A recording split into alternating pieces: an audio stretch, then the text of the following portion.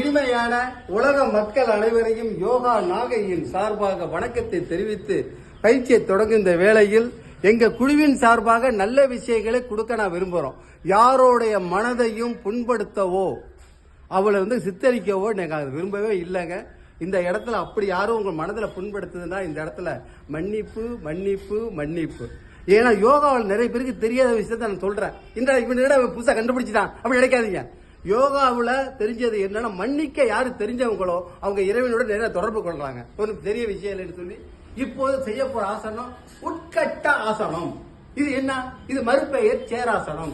செய்யறதை பார்த்து நண்பர்களா கௌதம் தலைவர் அவர்களே கவனிங்க, தொடருங்க.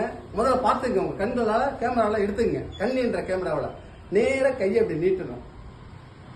சுவாசத்தை கவனிக்கணும். காலை 1.5 பங்கு தனியா உங்கள் மனதாலேயே திருப்பி வைக்கணும். அப்படியே உதடு ஒட்டி இருக்கணும். சேர்ல எப்படி உட்காருவீங்க அதே மாதிரிக்க முதுக கொண்டு சேர்ல அணைக்கிறது மாதிரி நினைச்சு இது 5 நிமிடம் செய்தால் 5 கிலோமீட்டர் என்ன நடக்குமோ அந்த இயல்பு நமக்கு உண்டுங்க. இது யோகாவில் நான் சொல்லல.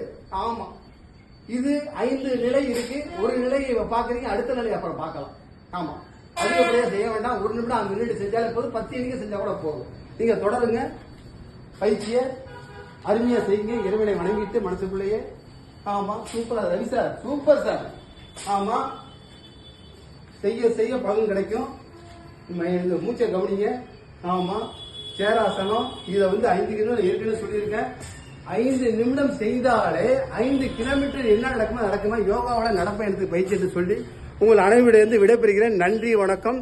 ஷேர் பண்ணுங்க, பெல் பட்டன் அமுக்குங்க, நல்லா ஒத்துழைங்க. எல்லா மக்களும் யாரும் யாருக்கும் எதிரி அல்ல என்று இந்த இடத்துல கூறி விடைபெறுகிறேன். நன்றி.